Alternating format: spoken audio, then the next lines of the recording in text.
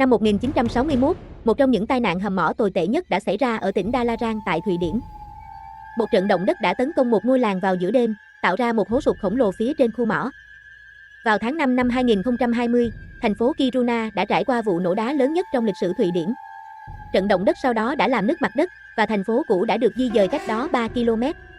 Kiruna có mỏ dưới lòng đất lớn nhất thế giới, gây ra hơn 100 cơn chấn động mỗi năm, và chúng không bao giờ có thể dự đoán được.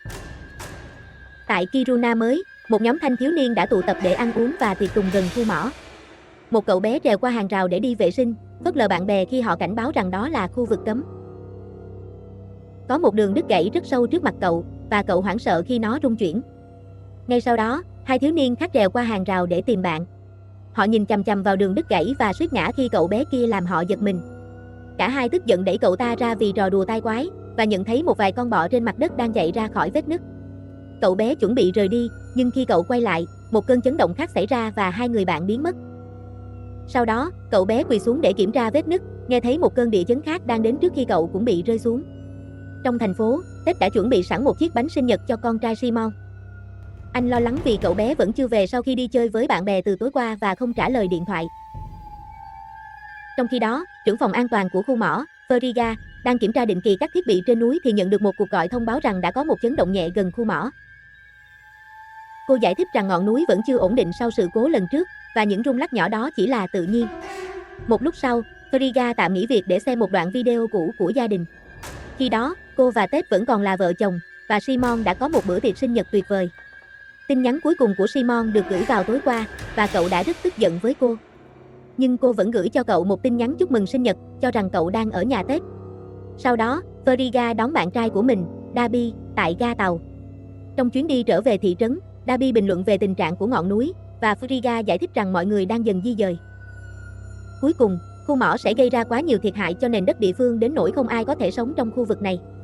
Bất ngờ, họ thấy một nhóm người biểu tình đang chặn đường. Họ muốn việc khai thác mỏ dừng lại để mọi người không mất nhà cửa. Veriga cứ tiếp tục lái xe để buộc họ phải di chuyển. Tuy nhiên, Mika vẫn đứng yên và thậm chí còn nằm xuống, khiến chiếc xe suýt nữa thì cán qua người cô. Sau đó, Veriga bước ra mắng cô, tiết lộ rằng Mika là con gái của mình.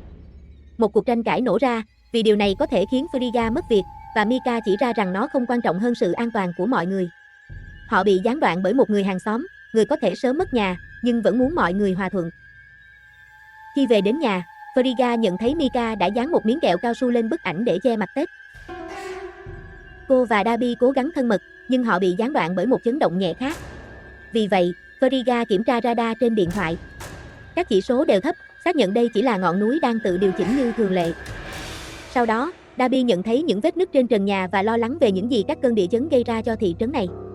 Veriga nghe thấy những con chó của hàng xóm sủa như điên ở bên ngoài, đó là một hành vi bất thường. Vào lúc đó, Ted đến và giải thích rằng anh không thể tìm thấy Simon. Mọi thứ trở nên khó xử khi anh nhìn thấy Darby, và Veriga buộc phải giới thiệu. Rồi Mika đến cùng bạn gái, Ayla, và phàn nàn về việc Darby có mặt ở đó khi họ đáng lẽ phải ăn mừng sinh nhật của Simon như một gia đình. Cả nhóm cho rằng Simon đã lẻn về nhà sau khi đi chơi với bạn bè, vì vậy họ mang bánh đến phòng cậu để gây bất ngờ. Tuy nhiên, Simon cũng không có ở đó, và Ted nhận thấy máy chơi game của cậu cũng đã biến mất. Vào lúc đó, Veriga nhận được một cuộc gọi từ mẹ của bạn thân Simon, người cũng không thể tìm thấy con trai mình. Veriga hứa sẽ gọi lại nếu cô nghe được tin gì. Đột nhiên, một trận động đất tấn công khu vực, làm cho ngôi nhà rung chuyển trong vài giây và làm nứt bức tường. Veriga và Ted kiểm tra các chỉ số trên điện thoại, nhận thấy rằng mọi thứ đang trở nên tồi tệ hơn. Khu mỏ sau đó gọi họ đến để nhờ giúp đỡ vì trận động đất đã gây ra sạt lở. Trước khi đi, Veriga bảo Mika đi tìm em trai. Trên đường ra, những người lớn nhận thấy tiếng chó sủa ngày càng tệ hơn, và chúng chạy theo hướng ngược lại với ngọn núi. Trong chuyến đi, Ted hỏi Darby một vài câu hỏi khó chịu, nhưng Darby quyết tâm tỏ ra thân thiện. Tại khu mỏ, một nhân viên chia sẻ chi tiết. Hơn 1.000 người đã được sơ tán, nhưng vẫn còn 112 người bị kẹt giữa các tầng 520 và 750. Họ liên lạc với đội sơ tán, người xác nhận rằng mọi người đang trên đường lên, trừ 22 người cuối cùng. Veriga có rất nhiều việc phải làm và nói với Darby rằng cô sẽ gặp anh sau, vì vậy anh quyết định rời đi. Ted đi theo anh ra ngoài và nói với anh rằng Veriga đã kết hôn với công việc của mình, vì vậy anh không nên mong đợi nhiều từ cô. Anh cũng chỉ ra rằng các con anh không cần một người cha mới, và Frigga vẫn chưa ký giấy ly hôn. Sau đó, Ted cùng Frigga và Erika lên xe để vào đường hầm chính của mỏ. Frigga không thể không chào tấm bảng trên tường tưởng nhớ người cha quá cố của mình. Vào buổi trưa, chiếc xe đến độ sâu 520 m dưới lòng đất, và bộ ba phải tiếp tục đi bộ. Họ gặp một nhân viên với một chiếc máy bay không người lái, đang theo dõi các mảnh vỡ để tìm vị trí của vụ sạt lở. Họ bắt đầu tìm kiếm trong khu vực trong khi nghe thấy tiếng ầm ầm trên bề mặt. Khi Frigga dùng búa gõ nhẹ vào tường, một đống đá ngay lập tức sụp đổ. Hai người phụ nữ sững sờ trong vài giây, nhưng may mắn là họ chỉ bị vài vết xước. Sau đó, Frigga kiểm tra cái lỗ mới trên tường và bị sốc khi nhận ra rằng phía bên kia là một khoảng trống. Họ cho máy bay không người lái vào, và phát hiện ra khoang rỗng đó rất lớn. Máy bay không người lái khám phá gần 2 km, và cả nhóm nhận ra cái hố đang mở rộng về phía thị trấn. Vì vậy, Erika quyết định họ cần phải sơ tán. Ted nghĩ rằng việc sơ tán có hơi quá mức, nên Frigga phải giải thích rằng thị trấn sẽ sớm sụp đổ. Đội đang trên đường ra thì họ nghe thấy tiếng ầm ầm. Frigga chạm vào tường để phân tích tình hình, và khi tiếng ầm ầm trở nên tồi tệ hơn, cô bảo mọi người chạy. Khi đường hầm bắt đầu sụp đổ, cả nhóm chạy nhanh nhất có thể và kịp thời trốn vào buồng cứu hộ. Trong khi đó, Mika tiếp tục tìm kiếm Simon và biết được về bữa tiệc từ một thiếu niên khác. Cô cố gắng gọi cho em trai, nhưng cậu không trả lời. Khi đi dạo quanh thị trấn, Mika liên tục giẫm phải những con bọ. Ở nhà, Ayla và các em của cô cũng nhận thấy rất nhiều bọ đang chạy, như thể đang cố gắng trốn thoát. Đột nhiên, một cái hố mở ra trong hố cát và một cậu bé bị mắc kẹt khi cậu từ từ rơi xuống. Ayla ngay lập tức chạy đến cứu em trai mình, nhưng cái hố vẫn nuốt chửng chiếc xe ba bánh của cậu. Tại trạm cứu hỏa, Darby cũng cảm nhận được cơn địa chấn. Các nhân viên cứu hỏa đang nhận được hàng chục cuộc gọi với các vấn đề do chấn động gây ra, như vỡ đường ống nước, chó chạy lạc, côn trùng xâm nhập, và một chiếc xe buýt bị kẹt trong một vết nứt trên đường. Darby ngạc nhiên khi nghe rằng cuộc sống ở Kiruna luôn như thế này và sếp mới của anh bảo anh hãy suy nghĩ về việc liệu anh có thực sự muốn chuyển đến đây không. Ông cũng đề cập rằng Frigga và Ted đã hợp tan nhiều lần trong những năm qua. Cuối cùng, Mika kiểm tra xe của mình và thấy bạn thân của Simon đang ngủ trong đó, cùng với một đống chai rỗng ở ghế sau. Cậu bé không chịu mở cửa, vì vậy Mika đã dùng một hòn đá để phá cửa sổ. Ayla xuất hiện để mắng và một cuộc tranh cãi nổ ra, vì vậy cậu bé đã nhân cơ hội bỏ chạy. Mika bỏ dở cuộc nói chuyện để đuổi theo cậu. Khi họ băng qua đường, Darby suýt nữa thì đâm phải họ bằng xe của mình. Mika vật cậu bé xuống đất, và Darby vội vàng tách họ ra trước khi mọi thứ leo thang. Cậu bé giải thích rằng cậu không lấy xe của Mika, Simon đã sử dụng nó, nên cậu đã mượn nó để ngủ sau khi uống quá nhiều. Cậu nói cho cô biết vị trí của bữa tiệc và làm thế nào mà mọi người bằng cách nào đó đã biến mất. Sau đó, Mika hỏi mượn xe của Darby, và khi anh lấy chìa khóa ra khỏi túi, anh vô tình làm rơi một chiếc hộp có nhẫn đính hôn. Mika biết về tờ giấy ly hôn chưa được ký và nói với Darby rằng mẹ cô chỉ làm vậy để chọc tức bố cô thôi. Cả hai cùng nhau đến nơi tổ chức tiệc gần khu mỏ và họ nghe thấy tiếng chuông điện thoại. Họ trèo qua hàng rào để đi theo tiếng ồn, chỉ để phát hiện ra vết nứt khổng lồ trên mặt đất. Nhìn xuống, họ thấy chiếc điện thoại đang treo trên một tảng đá, điều này làm họ nhận ra chuyện gì đã xảy ra với những người dự tiệc. Có một chiếc điện thoại khác trên mặt đất, vì vậy Mika quyết định gọi cho Simon để xác định vị trí của cậu. Tuy nhiên, họ không thể nghe thấy tiếng điện thoại của cậu. Darby cũng gọi cho sếp của mình tại trạm cứu hỏa để nói cho ông biết những gì anh đã tìm thấy. Trong buồng cứu hộ của mỏ, cả đội đang dùng mặt nạ oxy để thở. Họ thảo luận phải làm gì và nhận ra rằng họ không thể chờ đợi cứu hộ, vì họ cần phải cảnh báo người dân địa phương về nguy hiểm sắp tới càng sớm càng tốt. Khi tiếng ầm ầm bên ngoài dừng lại, họ rời khỏi buồng cứu hộ và nhìn xung quanh, phát hiện ra rằng những tảng đá đã chặn lối ra. Erika nhớ đến những chiếc thang cứu hộ, và Ted chỉ ra rằng chúng đã không được sử dụng trong 20 năm, nhưng họ không còn lựa chọn nào khác. Cả đội sau đó đi một đường hầm khác để cố gắng tìm cầu thang.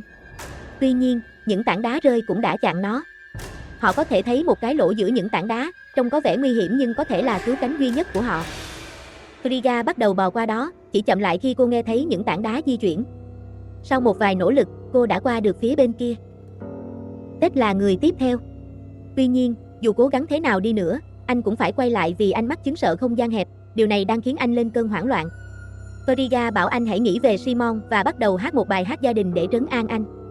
Sau đó, Ted quyết định thử lại, nhưng ở giữa đường hầm, anh bị mắc kẹt và bắt đầu hoảng sợ, cảm thấy như những bức tường đang khép lại quanh mình. Một Frigga thất vọng quay lại vào lỗ để giúp anh, chỉ để Ted bất tỉnh. May mắn là, Frigga đã dùng tay không kéo anh ra, và khi Ted tỉnh lại, anh cảm ơn cô bằng một cái ôm. Người điều khiển máy bay không người lái đi qua cái lỗ không gặp vấn đề gì, nhưng khi Erika cũng cố gắng, một tảng đá rơi xuống chân khiến cô bị kẹt lại. Frigga bò vào để giúp cô. Tuy nhiên, nhiều tảng đá hơn tiếp tục rơi và từ từ đè lên Erika cho đến khi cô không qua khỏi, trong khi Frigga hét lên trong tuyệt vọng. Những người đàn ông phải kéo cô ra trước khi cái lỗ này cũng sụp đổ. Sau đó, bộ ba tìm thấy cầu thang và cuối cùng cũng thoát ra khỏi đường hầm. Frigga ngay lập tức gọi cho Mika, người kể cho cô về vết nứt lớn. Một Frigga tuyệt vọng giải thích rằng thị trấn sẽ sụp đổ và giục con gái mình rời đi, nhưng Mika lo lắng cho Ayla và quay trở lại thị trấn. Darby cố gắng ngăn cô lại nhưng vô ích, và anh trở nên lo lắng khi thấy một cột đèn đổ xuống. Frigga yêu cầu các nhân viên mỏ kích hoạt hệ thống cảnh báo. Một tiếng còi báo động bắt đầu vang lên khắp thị trấn, và người dân địa phương nhận được tin nhắn yêu cầu họ sơ tán. Ngay sau đó, một vụ ùn tắc giao thông bao trùm các con đường khi mọi người đều tuyệt vọng muốn rời đi. Ted và Frigga đã quay lại để tìm con gái, và trong khi họ chờ đợi trong dòng xe cộ, Ted nói rằng sau chuyện này, anh sẽ bước tiếp và để Frigga có cuộc sống mới với Darby. Vào lúc đó, Frigga nhìn thấy một thiếu niên trong đám đông và nghĩ đó có thể là Simon, vì vậy Ted lái xe lên vỉa hè để đuổi theo cậu. Anh né được một đám người, nhưng cuối cùng không còn chỗ cho xe nữa, vì vậy họ phải tiếp tục đi bộ. Một đám đông ngay lập tức bao quanh Frigga để yêu cầu một lời giải thích. Cùng lúc đó, Mika tìm thấy Ayla và nói cho cô biết chuyện gì đang xảy ra, giục cô nhanh chóng rời đi. Bên ngoài, Darby thấy một bà lão ngất đi và cố gắng giúp bà. Đột nhiên, những vết nứt bắt đầu xuất hiện trên các con đường khắp thị trấn. Mika lên xe cùng Ayla và bà của cô, nhưng khi cô cố gắng khởi động, cô không thể vì một bánh xe đã bị kẹt trong vết nứt. Ngay sau đó, thị trấn bắt đầu rung chuyển và cửa sổ trong các tòa nhà vỡ tan. Trong khi Frigga và Ted giục đám đông chạy đi, những vết nứt ngày càng lớn và bắt đầu nuốt chửng những chiếc xe. Darby chạy lại xe của mình để giúp bà lão ra ngoài, trong khi Ayla cố gắng hỗ trợ Mika, người có dây an toàn bị kẹt. Frigga nhìn thấy điều này từ xa và cố gắng chạy về phía họ, nhưng đám đông đang hoảng loạn và làm cô chậm lại. Chiếc xe đang chìm xuống vết nứt, tuy nhiên Darby vẫn nhảy lên nó, và sau một hồi vật lộn để di chuyển, anh cũng đưa được Ayla ra ngoài. Vào lúc đó, mọi người đều bị sốc khi nhận ra ngọn núi đang sụp đổ. Điều này tạo ra một trận lở đất khổng lồ đang từ từ đổ xuống về phía thị trấn. Darby vào trong xe và cắt dây an toàn, để anh và Mika có thể thoát ra ngoài qua cửa sổ. Sau đó, cả gia đình đoàn tụ và cùng nhau chạy, giúp đỡ mọi người trên đường bị ngã hoặc quá sốc để di chuyển. Ayla lấy một chiếc xe đẩy có em bé từ một người mẹ đang chết lặng và tự mình đẩy nó đi. Frigga lo lắng khi thấy một chiếc xe cán qua người thiếu niên mà cô đã theo dõi trước đó. Trận lở đất nhanh chóng đến thị trấn, phá hủy ngay lập tức mọi tòa nhà nó chạm tới, tạo ra những đám khói khổng lồ, và khiến những người chậm chân hơn mất mạng. Sau vài phút, trận lở đất cuối cùng cũng dừng lại, và những người sống sót cuối cùng cũng có thể thở phào. Mika nhìn thấy chiếc xe đẩy lăn ra khỏi làn khói và suy sụp khi cô nhận ra rằng Ayla đã rơi xuống hố. Frigga và Ted kiểm tra thiếu niên bị xe tông và thở phào nhẹ nhõm khi thấy đó không phải là Simon. Sau đó, họ tập trung vào việc an ủi Mika. Một lúc sau, một chiến dịch lớn bao trùm thị trấn để cứu những người sống sót và bệnh viện nhanh chóng chật cứng. Frigga tiếp tục tìm kiếm Simon, nhưng cô không thể tìm thấy cậu trong đám đông được cứu thoát. Một thiếu niên nghe thấy cô nói và chia sẻ rằng Simon đang ở trường, đang có một buổi tiệc chơi game với bạn bè. Điều này giải thích cho việc máy chơi game bị mất. Darby dành một chút thời gian để cầu nguyện, và Ted tham gia cùng anh để cảm ơn anh đã cứu con gái mình. Khi anh nhìn thấy chiếc nhẫn trong tay Darby, anh lấy nó và bỏ vào túi riêng, nói rằng anh không thể làm điều đó với gia đình mình. Darby ngay lập tức lao vào anh, và họ bắt đầu xô xát trên sàn nhà. Mika không thể tách họ ra và gọi Frigga, người ngay lập tức bắt họ dừng lại. Sau đó, gia đình rời bệnh viện để đi tìm Simon, và họ bị sốc khi thấy cái hố khổng lồ do sự sụp đổ của ngọn núi để lại. Khi họ đến trường, họ tìm thấy một thiếu niên ở cửa, nhưng cậu ta quá sốc để trả lời câu hỏi. Gia đình vội vàng vào trong, nhận thấy sự hỗn loạn và tàn phá ở khắp mọi nơi. Hành lang dẫn đến phòng máy tính đầy mảnh vỡ nên họ phải cẩn thận đi qua. Mika tìm thấy một thi thể và buồn bã khi nhận ra đó là một bạn cùng lớp. Đột nhiên, họ nghe thấy giọng của Simon vọng ra từ cuối hành lang, vì vậy Darby tình nguyện đi trước để kiểm tra xem có nguy hiểm nào không. Thật không may, hành lang bị chặn, và Darby phải ngăn Mika bò qua các ống thông gió. Frigga sẽ là người thực hiện việc leo trèo, và Ted buộc một sợi cáp quanh người cô trong khi họ thảo luận về mối quan hệ của mình. Dường như họ sắp tìm được một thỏa hiệp, nhưng họ bị gián đoạn bởi nhiều mảnh vỡ hơn rơi từ các ống thông gió. Những người đàn ông quyết định họ nên tìm một con đường khác. Tuy nhiên, Frigga nhận thấy một cái lỗ nhỏ và ngay lập tức chui vào. Phần còn lại của các mảnh vỡ sụp đổ phía sau cô, tách cô ra khỏi gia đình. Sau khi trấn an những người khác rằng cô ổn, Frigga bắt đầu tìm kiếm và tìm thấy thêm thi thể của các thiếu niên. Trong phòng máy tính, cô phát hiện một cô gái bị một thanh kim loại đâm vào người và con trai cô, Simon, bị kẹt trong một hố sụt. Đột nhiên, một phần mặt đất sụt xuống hố, nhưng may mắn là Simon đã kịp thời di chuyển ra khỏi đó. Vào lúc đó, gia đình đã di chuyển được một số mảnh vỡ bên kia hành lang. Sau khi dùng áo khoác che một thi thể, Ted trả lại chiếc nhẫn cho Darby. Họ vào phòng để tìm Frigga, đang ném sợi cát cho cô gái ở bên kia hố. Khi cô cố gắng nắm lấy nó, chuyển động của cô khiến mặt đất sụp đổ nhiều hơn, và cú giật mạnh khiến cô không qua khỏi.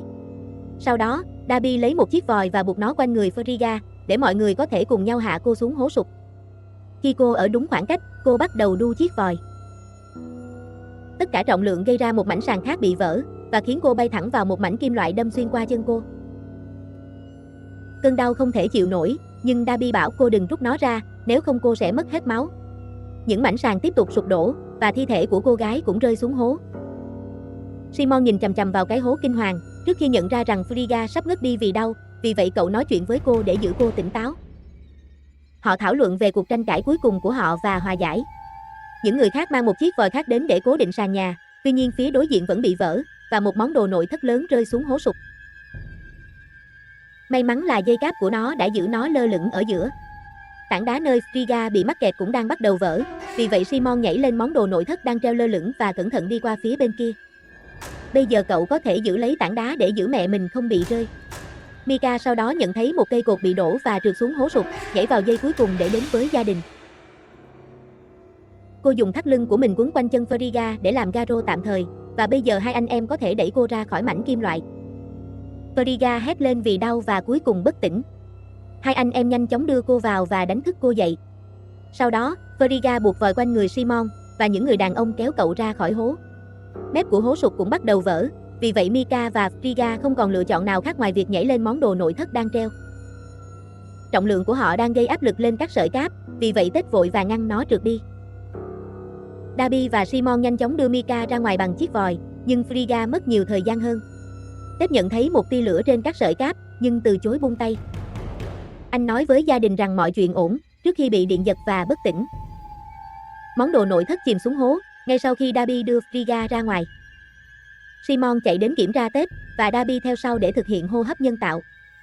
Ted thì thầm điều gì đó với Darby trước khi gục xuống. Vào lúc đó, một đội cứu hộ cuối cùng cũng đến giúp đỡ, nhưng thật đáng buồn, Ted đã không qua khỏi. Khi ra ngoài, các nhân viên y tế chăm sóc những người sống sót. Darby lấy chiếc nhẫn ra và trao cho Frigga một ánh nhìn.